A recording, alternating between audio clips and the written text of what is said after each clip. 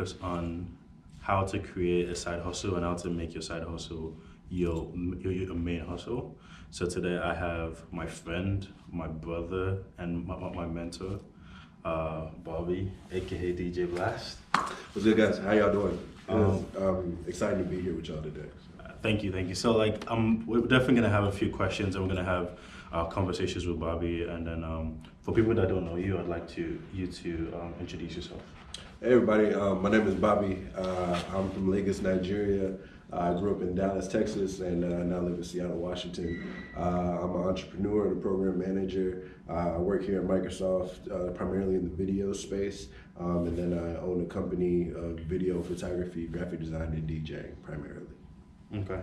One thing I really want to talk about is the fact that you're a DJ, Yeah. right? I feel like you're more known for being a DJ than you are for a program manager at Microsoft, right? And to me that's interesting. Like you work at the biggest tech company in the world, but what you're known for is being a DJ. So how did this come about? How did you become known as a known DJ? I can't say it was on purpose, but I think that's probably the first thing. When I first started DJing, it was out of boredom, it was out of necessity.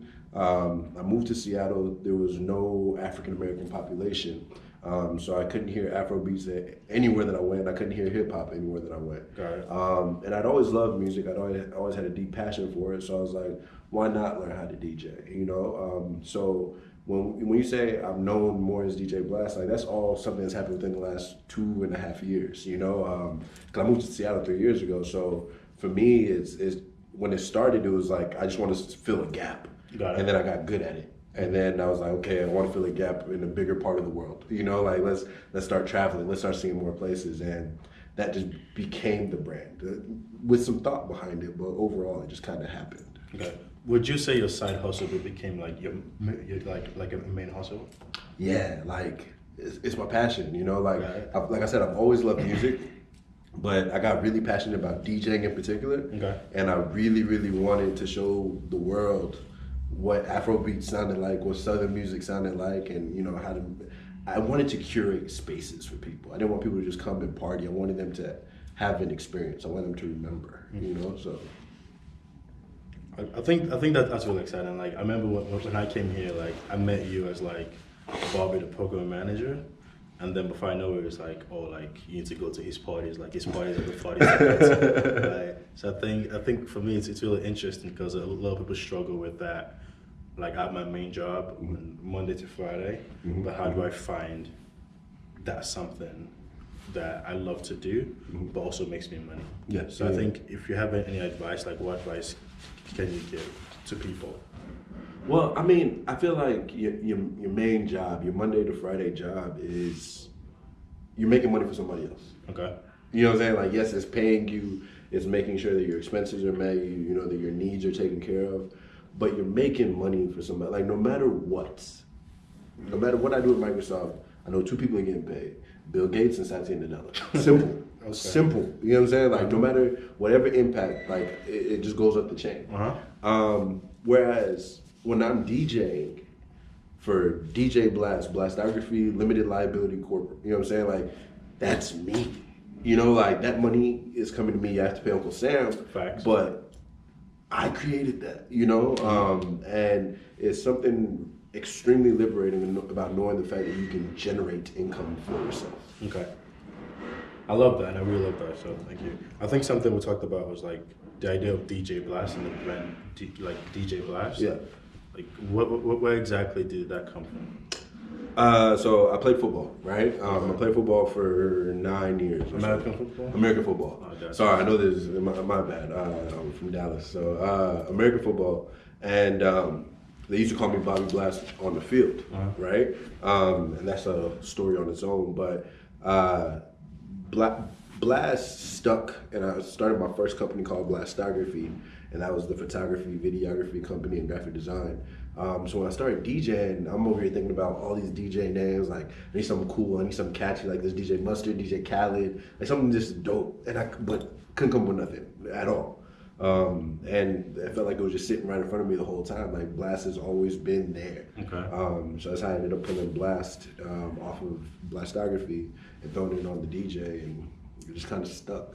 So I think for anyone that knows you, for example, like that's something I try to emulate about you, like the way you market yourself and the way you brand yourself, right? Like how did you come up to that? Like how did you reach that level of like, this is the exact way I'm gonna brand this, and this is the exact way I'm going to market this, and it's gonna look this way? I can't say that's me. You know what I'm saying? Like the truth of the matter is, like these are things that I've been praying for. You know, and I genuinely believe that God made some things line up in my favor. You know, but I think the fact of the matter is, when I thought about branding, then when I thought about how I wanted to be represented as a DJ, what I wanted my brand to be associated with, it made a lot of things very, very easy. Like I knew as a DJ, I didn't want you to think of me and think bad thoughts. You know, it's called like mental real estate, right? Like what do you associate my brand with in your head? You know, so good times, good energy, concerts, big things, you know, festivals. Like I knew that's where I wanted to get to. So even at the beginning, it was like, what events do I need to start doing now to get there in the future? You know, so even when I was doing parties and stuff like that, I was giving festival energy. You know, like I was preparing myself for my future goals. And then like, you know, it's like social media. I think as a business now, there's no way you can go without social media. So branding yourself in every aspect, in person and via media, is extremely necessary. And you know, just trying to figure out, you know, what do people care about in that industry? You know, knowing your market, knowing the audience that you're targeting. I wanted people to see me as a professional DJ, and not just as a guy that has, you know, turntables. You know, so just making myself appear in the way I wanted to be taken. Okay.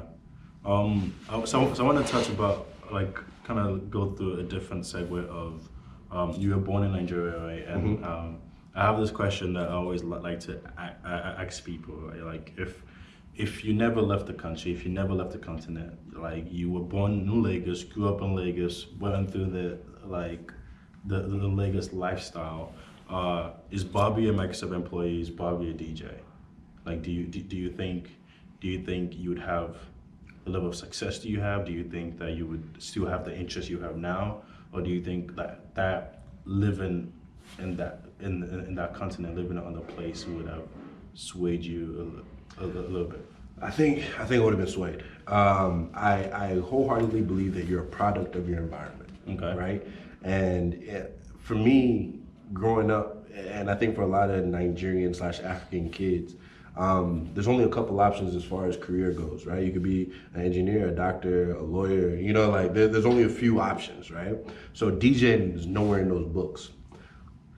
And so I say that to say I probably would have been more engaged on the science side, because it's a matter of life and death almost, you know, like there's no middle class in Nigeria. It's like either you're extremely rich or extremely poor, and I didn't want to be extremely poor. So the pressure to succeed, whatever.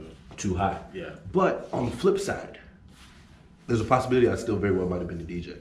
My love for music isn't new. I've loved music for as long as I can remember. I've been in the church choir, you know what I'm saying? Like I've been in music since the beginning. My father in Nigeria owned 4 clubs. My father's best friend in Nigeria owns Night Shift, which is the largest club in Lagos. So I think about things like that, and it's like, man, if I hung around Uncle long enough, you know, I might have still gotten into the space. Gotcha. So music has always definitely been around me. So I know one way or another I would have found my way in, but it may not have been as a DJ. It might have been as something else. I might have taken over my dad's club or something like that. Okay. I really like that. And I think, and that goes into like the next question that I was going to ask you in terms of the idea of mentorship, right? A few times, like in the past few months, like I definitely I've had times where like we've sat in my office and I've talked to you about issues that I've had, and then you've like implemented me on how to navigate the situation, or like talk about like, have you looked at it from this perspective or that perspective or whatnot. So I think in general, like for you, like how did you reach that space where you can mentor other people, and who like, did you have that for you as well when you were kind of like coming up? Yeah. I've always been told each one teach one. You know, like if every single person in the world takes somebody else that they can teach some things to, it just make the world a better place. You know, that's just kind of how I've looked at things. So when I got paired up with you, like it was like, this is awesome. You know, I was excited to. I didn't even know what I was going to bring to the table. I didn't know what I would be able to teach you. Nothing. But I was excited that I got an opportunity to at least share my story and hope that it benefit you somehow.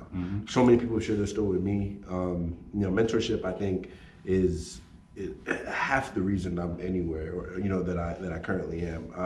I believe that your network is equal to your net worth. Okay. You know, like the people that you know is very close correlation to how much you'll make and the things that you'll be able to touch in your life. You know, and so I believe I want to be someone that the people coming behind me want to know as well. You know, the same way I've always looked up to people and wanted to get close to them. You know, they've always said, if you surround yourself with 7 millionaires, you become the 8th, you know? So I'm surrounding myself with good people, both in the form of mentoring and being someone's mentee. Thank you.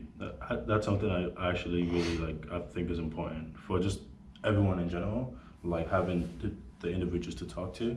And I love having my friends who are also my mentor. Like we could chop it up together, we could party together, but also, like if I have this interview, we need to prep for it. Like you're the person I'll call, right? So I think generally, I love the idea of having the friends who could do it all. I think that's what the idea that I'm trying to push and trying to get other people to realize that your friends can serve us so much more, right? So I really like that. The last question I'm going to ask you has to do with being a young African professional, right? Like, what does that mean to you? What does, like, I have a saying where like people send me videos and they end it with, I'm a young African professional, right? Like, what does it mean for you to be a young African professional? And the second part to the question is, would you ever go back to the continent to stay, to start something, to make an impact, right? Like, or is this it for you? Is America the place for you to kind of grow and be and stay? It's weird, but being a young African professional for me it's a weird chip on my shoulder. You know, I think just generally, not even in the professional world, being a young African man it's like we're doing something to be here. You know, again, it's not by our power or our might, but it's like we got gifted this opportunity, so let's make the most of it. You know. I feel like it gives me a different story to tell. Like right now in the tech space, you have diversity and inclusion. That's a big thing. And I feel like you get this weird opportunity to look at things from 2 completely different lenses as a young African professional. You get to see the African American story if you grew up here. And then you get to see the African diaspora story if you moved from, you know, and you get a chance to really attack this thing from 2 different perspectives. And I feel like a lot of companies are looking for that sort of vision at the moment, you know. So I think that's like it's a winning hand in every situation. I think it's a blessing, like just to be able to have a different perspective than most people, you know. So I'm happy to be a young African professional. Would I go back to the diaspora? Would I go back to Nigeria? I feel like to live, maybe not. Let me start from there. What I was gonna say is though. Let's talk about that. I want to know why. Yeah. We can have a whole conversation, but to live, probably not. Okay. But I want to work in Nigeria. And as a DJ, working in Nigeria looks like doing concerts, doing shows, like Celebration, you know, all these major concerts that happen in the United States could happen in Lagos as well. They can happen in Abuja. They can happen, you know, in places across the continent. And I feel like we're not getting that exposure out there. So I feel like once I get myself to a level where I have those full connections and I can pull money and resources like that to make things like that happen, that's something I would definitely want to do. I'm hoping this 2019 that I'll DJ in Nigeria at least twice. So okay. Yeah. Wait, when in December? That's the goal. That's the goal. That's the goal. You know? Just let me know when I got you. You know, the goal this year is working with more Nigerian artists. To really start building the network on that side. Because as much as I love hip hop and Southern music, like Afrobeats is where it's at for me. So absolutely. Thank you so much for coming. Thank you for that. I really appreciate it. Anytime. Thank you